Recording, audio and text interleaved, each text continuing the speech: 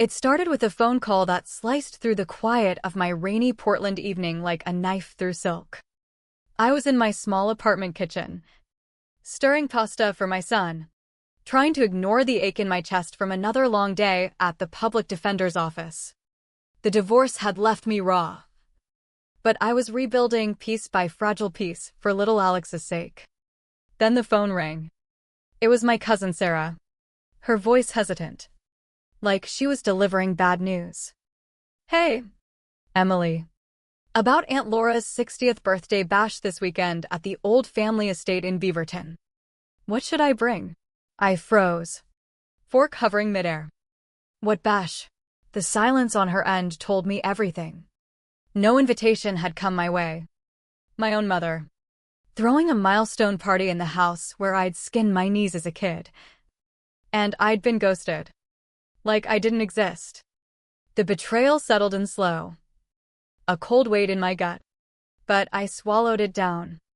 For now, my name is Emily Hart. At 42, I'd clawed my way through law school on scholarships and night shifts, only to end up defending the overlooked in a system that chewed them up. Portland's fog suited my mood these days. The divorce from Mike had been brutal. Him running off with his tech startup secretary, leaving me with Alex, 9 years old and full of questions I couldn't answer. "Why doesn't Dad call?" he'd ask. And I'd force a smile, saying life gets complicated. But my mother, Laura Hart, lived in that sprawling Beaverton home Dad had built from his construction empire before the heart attack took him 4 years back. She'd inherited it all, the house, the rental properties scattered across Oregon, a portfolio worth about $2.8 million. We used to be tight, her calling to check on Alex, me driving over for coffee chats about nothing and everything. But after Dad's funeral, the air shifted. My sister, Vanessa, swooped in like a hawk. Vanessa, 2 years younger, with her flashy marketing job in Seattle that somehow always left her broke. She'd married Derek, a smooth-talking real estate agent with debts up to his eyeballs. Suddenly, they were Mom's shadows, helping with her garden, tagging along to her doctor's visits, whispering in her ear about family unity. I'd watch from afar as they moved into the guest suite just for a bit after Vanessa's latest career transition. That bit stretched to 20 months. My visits grew sparse, my calls unanswered. "Vanessa's having a rough patch," Mom would say, her voice laced with that quiet favoritism that stung like salt in a wound. But I was the one who'd sat through Dad's chemo sessions, handled the funeral arrangements while Vanessa processed her grief in Vegas. Yet here I was, the outsider in my own bloodline. The hurt festered, quiet at first, like a bruise you don't notice until it turns purple. I threw myself into work, defending clients who'd been betrayed by the system, mirroring my own silent unraveling. Alex and I had our routines: soccer practice in the drizzle, bedtime stories where heroes always won. But that cousin's call? It cracked something open. No invite to Mom's 60th. Just erasure. I didn't confront her, not yet. Instead, I scrolled through social media late that night, seeing hints, Vanessa's posts about exciting family plans. My fingers itched to type something biting, but I held back. Silence was my armor. Until Alex came home from school 2 days later, waving a colorful card. "Grandma sent this. She wants me at her party. Can I go?" His eyes sparkled. Innocent. I read the card, flowery words about missing her grandson, with Vanessa's number for pickup. They wanted Alex there, as bait, as a prop while locking me out. The rage simmered, slow building, like storm clouds over the Columbia River. "We've got plans, buddy," I lied softly, pulling him into a hug. "How about we hit the Oregon coast instead? Tide pools and ice cream." His cheer masked my turmoil. That weekend, while they toasted in the family home, Alex and I wandered Cannon Beach, wind whipping our hair, his laughter a bomb. But my phone buzzed with photos from an anonymous number, likely Vanessa's doing the cake. The laughter. Mom blowing out candles. Wish you were here. Alex, one caption read. The message was clear, you're replaceable. Emily. But your kid? He's leverage. The betrayal gnawed deeper, twisting into something darker. Back home. I couldn't sleep. The silence from Mom, no apology, no explanation, echoed louder than any scream. Why? Because Vanessa had poisoned the well. I'd overheard whispers at a rare family lunch months back, her painting me as unhinged post-divorce, unreliable with money, a drain on Mom's peace. And Mom bought it. Her grief for Dad making her vulnerable to the daughter who hovered like a vulture. I dug into public records that night, my lawyer's instincts kicking in. Estate law wasn't my specialty, but I knew enough to spot red flags. Dad's will had been straightforward, equal split between Vanessa and me, with trusts for grandkids. But recent filings? A quiet update to Mom's power of attorney, naming Vanessa as primary, and a draft will rumor whispered through legal circles, cutting me to scraps. $40,000 for stability, while Vanessa got the empire. The reason? My emotional fragility. Lies. All of it. But lies with signatures become truth in court. I reached out to my old law school mentor, Carla Ruiz, a shark in probate battles. We met in a dingy coffee shop near the courthouse, rain pattering the windows. They're rewriting you out, she confirmed, sliding over leaked drafts. Vanessa's husband is buddies with the attorney, Conflict City. And these medical notes on Mom's need for protection? From a doc who owes Derek favors. My hands shook as I read. Not just exclusion from a party, exclusion from my legacy. Dad had built that from nothing. Immigrant grit turning blueprints into wealth. And now? Stolen by whispers and greed. We fight, I whispered. The decision born from the ache of being deemed unworthy. Carla nodded. But smart. Not loud. Let them think you're broken. We unearthed the first bomb, a forgotten deed from 12 years ago.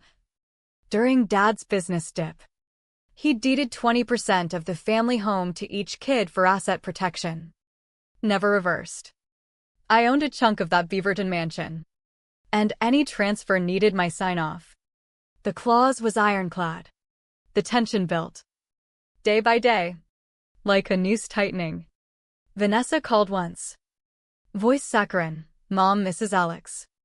Bring him over Sunday? No mention of me. I declined politely. My silence a weapon. Inside.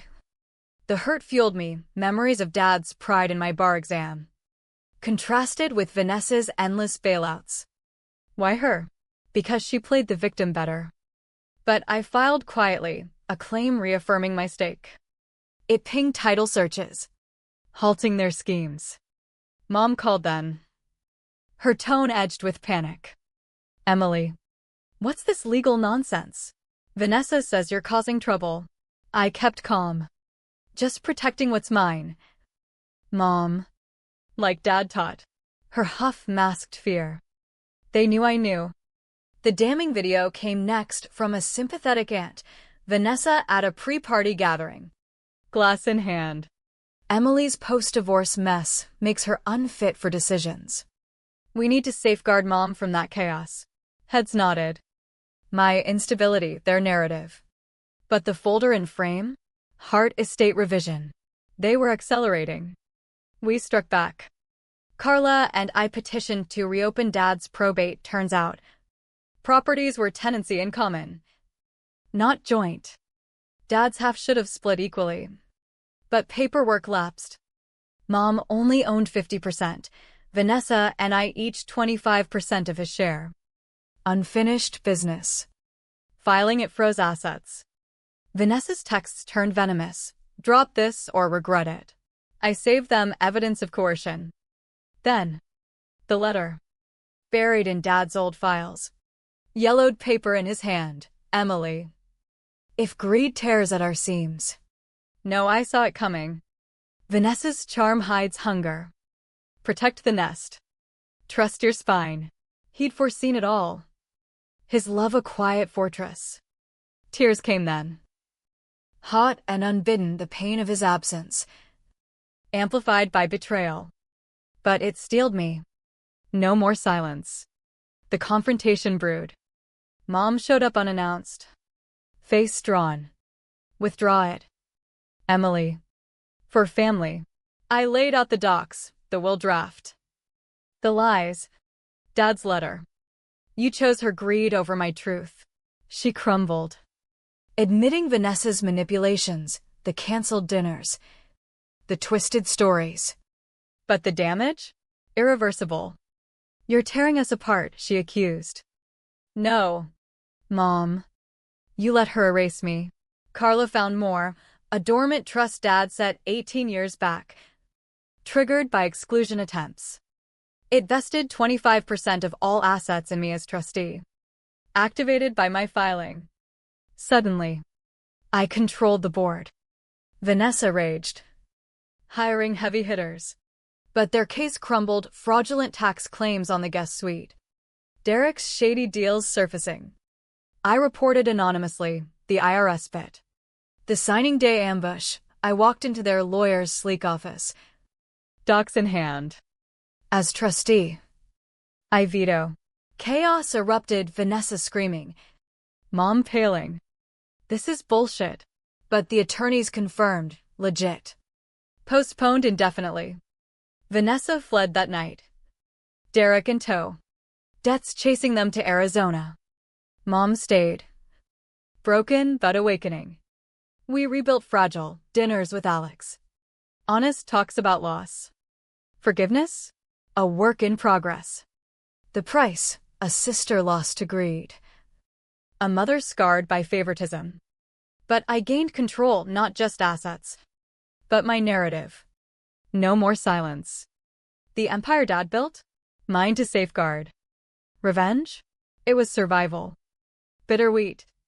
The echo of betrayal forever in the quiet moments. 6 months on. In that Beaverton kitchen, now partly mine, Mom sips tea. Eyes softer. Heard from Vanessa? Weekly ritual. She's scraping by in Phoenix. The trust held, probate settled per Dad's will. Equal shares. No more. Alex plants herbs in the yard. His laughter mending cracks. Family's what we make, I tell him. Dad's letter hangs framed, a reminder that love protects. Even in shadows. The party I missed? A footnote. The empire I claimed? Eternal. Betrayal's cost, steep. But paid in full.